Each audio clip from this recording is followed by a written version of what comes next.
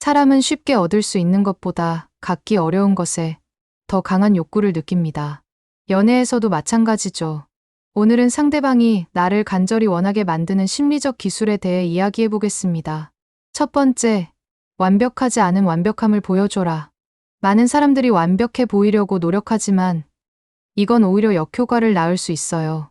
진짜 매력적인 사람은 99%는 완벽하되 1%의 귀여운 결함을 가지고 있습니다. 예를 들어 모든 면에서 완벽해 보이지만 길치라든지 아주 똑똑하지만 간단한 계산은 못한다든지 이런 작은 결함들이 오히려 친근감과 호감을 만들어냅니다. 심리학에서는 이를 프라테크 효과라고 부르는데 작은 실수나 결함이 있는 사람에게 더 호감을 느끼는 현상이에요. 완벽한 사람은 거리감이 느껴지지만 살짝 부족한 면이 있는 사람은 더 인간적으로 보이거든요. 하지만 여기서 중요한 건 그 결함이 치명적이어서는 안 된다는 거예요. 성격이 나쁘거나 무책임한 것은 결함이 아니라 단점입니다. 귀엽고 사랑스러운 수준의 작은 부족함이어야 해요. 예를 들어 진지한 대화를 하다가 갑자기 그런데 제가 아까 뭐라고 했더라 하면서 깜빡하는 모습을 보이는 거죠. 이런 순간들이 상대방으로 하여금 이 사람을 보호해주고 싶다는 마음을 들게 만듭니다. 또한 자신의 약점을 솔직하게 털어놓는 것도 강력한 무기가 될 수 있어요. 사실 저는 높은 곳을 무서워해서 롤러코스터 못 타요. 이런 고백은 상대방에게 특별한 신뢰감을 주고 자신만 알고 있는 비밀을 공유받은 느낌을 줍니다. 두 번째, 절묘한 밀당의 예술을 구사하라. 밀당은 연애의 꽃이라고 할 수 있죠. 하지만 대부분의 사람들이 밀당을 잘못 이해하고 있어요. 단순히 차갑게 대하거나 무시하는 것이 밀당이 아닙니다. 진짜 밀당은 따뜻함과 차가움을 적절히 섞어서 상대방의 감정을 요동치게 만드는 거예요. 예를 들어 평소에는 따뜻하고 친근하게 대하다가 가끔씩 약간 거리를 두는 모습을 보이는 겁니다. 오늘은 좀 바빠서 연락 늦을 것 같아요. 이런 메시지 하나만으로도 상대방은 왜 바쁜 거지? 누구와 있는 건가 하며 궁금해하게 됩니다. 중요한 건 이런 거리두기가 너무 자주 있어서는 안 된다는 거예요. 10번 중에 8번은 따뜻하게, 2번 정도만 살짝 거리를 두는 정도가 적당합니다. 이런 패턴이 반복되면 상대방은 당신의 관심을 얻기 위해 더 많은 노력을 하게 됩니다. 심리학에서 말하는 간헐적 강화 효과죠. 가끔씩만 보상을 받을 때 오히려 그 행동을 더 강하게 반복하게 되는 현상입니다. 카지노에서 사람들이 슬롯머신에 중독되는 이유도 바로 이 때문이에요. 밀당을 할 때는 상대방의 반응을 잘 살펴봐야 해요. 너무 멀어지려고 하면 당기고 너무 가까워지려고 하면 살짝 밀어내는 거죠. 마치 춤을 추듯이 절묘한 거리감을 유지하는 것이 핵심입니다. 세 번째, 신비로운 매력으로 호기심을 자극하라. 사람들은 자신이 모르는 것에 대해 강한 호기심을 느낍니다. 모든 것을 다 보여주고 다 말해버리면 더 이상 궁금할 게 없어져요. 하지만 적절히 신비로운 부분을 남겨두면 상대방은 계속 당신에 대해 생각하게 됩니다. 예를 들어 자신의 과거에 대해 이야기할 때도 일부러 완전히 다 말하지 않는 거예요. 사실 대학교 때 정말 특별한 경험을 했는데 라고 말하고 바로 다른 얘기로 넘어가는 겁니다. 그러면 상대방은 그 특별한 경험이 뭔지 계속 궁금해하게 되죠. 또는 가끔씩 의미심장한 미소를 지으면서 그건 나중에 알게 될 거예요 라고 말하는 것도 효과적입니다. 신비로움을 유지하는 또 다른 방법은 자신의 다양한 면모를 조금씩 보여주는 거예요. 처음에는 밝고 활발한 모습만 보여주다가 시간이 지나면서 조용하고 사색적인 면도 보여주고 상대방이 이 사람에게는 내가 아직 모르는 면이 더 있구나라고 생각하게 만드는 겁니다. 하지만 신비로움과 비밀주의는 다릅니다. 너무 폐쇄적이거나 의심스러운 행동을 하면 오히려 불신을 만들 수 있어요. 적절한 선에서 호기심을 자극하되 기본적인 신뢰는 유지해야 합니다. 네 번째, 상대방의 자존감을 미묘하게 흔들어라. 이건 정말 고급 기술인데 조심스럽게 사용해야 해요. 상대방의 자존감을 완전히 깎아내리는 것이 아니라 살짝 불안하게 만드는 정도입니다. 예를 들어 상대방이 자신 있어 하는 부분에 대해 미묘한 의문을 제기하는 거죠. 상대방이 저는 요리를 정말 잘해요라고 하면 그래요. 근데 진짜 맛있는 요리와 그냥 먹을 만한 요리는 차이가 있잖아요 라고 말하는 식으로요. 이런 말은 상대방으로 하여금 자신의 요리 실력을 증명하고 싶게 만듭니다. 또는 다른 사람과 은근히 비교하는 방법도 있어요. 제 친구 중에 정말 센스 좋은 친구가 있는데 라고 말하면서 그 친구의 장점을 살짝 언급하는 거죠. 그러면 상대방은 자신도 그만큼 센스 있다는 것을 보여주려고 노력하게 됩니다. 하지만 이 방법은 정말 조심해서 사용해야 해요. 너무 노골적이거나 자주 사용하면 상대방이 상처받을 수 있습니다. 목적은 상대방을 괴롭히는 것이 아니라 당신에게 더 관심을 갖게 만드는 것이거든요. 따라서 이런 미묘한 자극을 준 후에는 반드시 따뜻한 관심이나 칭찬으로 균형을 맞춰줘야 합니다. 5번째, 독점욕을 자극하는 희소성을 만들어라. 사람들은 남들도 가질 수 있는 것보다 자신만 가질 수 있는 것을 더 소중하게 여깁니다. 따라서 상대방에게 자신이 흔한 사람이 아니라는 인식을 심어주는 것이 중요해요. 이를 위해서는 자신의 가치를 높여야 합니다. 다른 사람들도 나에게 관심이 있다는 것을 은근히 알리는 거죠. 오늘 회사에서 누군가가 커피 사달라고 하더라고요. 요즘 소개팅 제의가 많이 들어와서 고민이에요.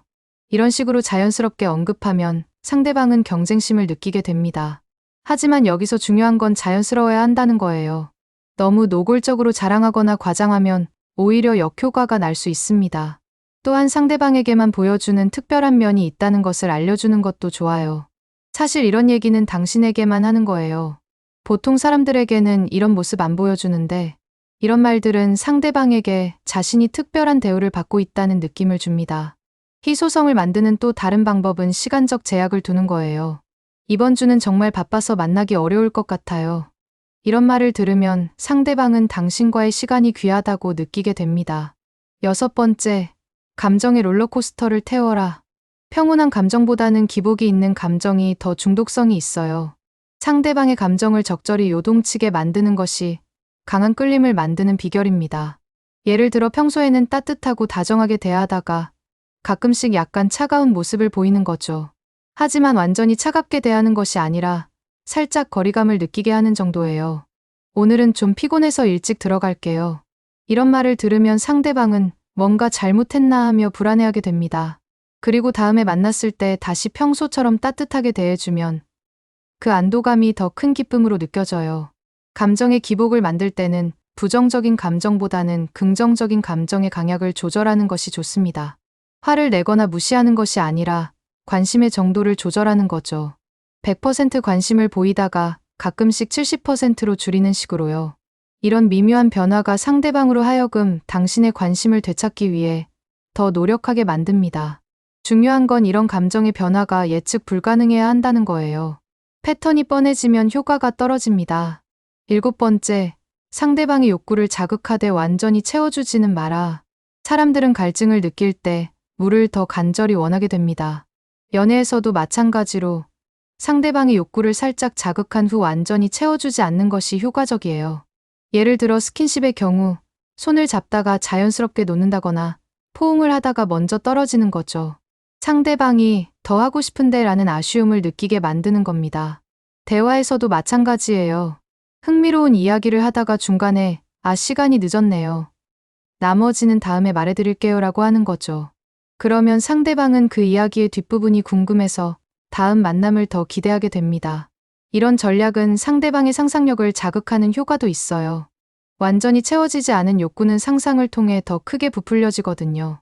하지만 여기서 주의할 점은 너무 자주 이런 식으로 행동하면 상대방이 짜증을 낼 수 있다는 거예요. 적절한 타이밍과 빈도를 조절하는 것이 중요합니다. 또한 상대방이 정말 원하는 것이 무엇인지 파악하는 것도 필요해요. 그래야 어떤 욕구를 자극할지 알 수 있거든요. 8번째, 상대방만의 특별한 존재가 되어라. 다른 사람들과는 완전히 다른 당신만의 독특함을 만들어야 합니다. 상대방이 다른 사람과 당신을 비교했을 때 이 사람은 정말 다르다고 느끼게 해야 해요. 이를 위해서는 자신만의 독특한 매력 포인트를 개발해야 합니다. 특별한 취미나 재능, 독특한 사고방식이나 가치관 등이 될 수 있어요. 예를 들어 별자리에 대해 깊이 알고 있다거나 손글씨를 예쁘게 쓴다거나 사람의 심리를 잘 파악한다거나 이런 것들이 당신을 다른 사람들과 구별되게 만듭니다. 또한 상대방에게만 보여주는 특별한 모습이 있어야 해요.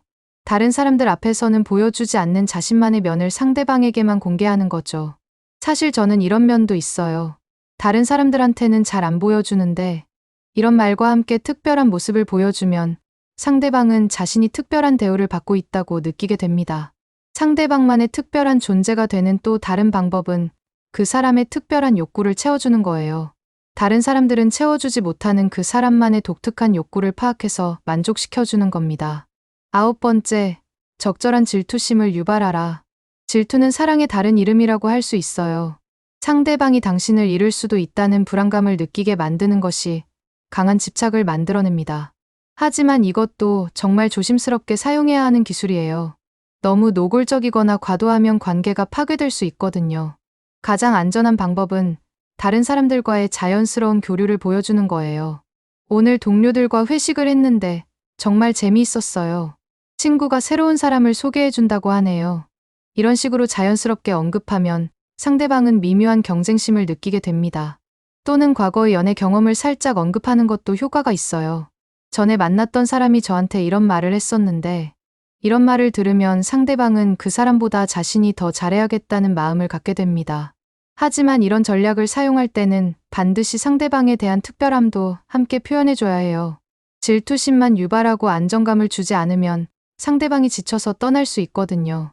그래도 당신만큼 특별한 사람은 없어요. 이런 말로 균형을 맞춰주는 것이 중요합니다. 10번째, 상대방의 꿈과 욕망에 당신을 연결시켜라. 사람들이 가장 간절히 원하는 것은 자신의 꿈과 욕망의 실현입니다.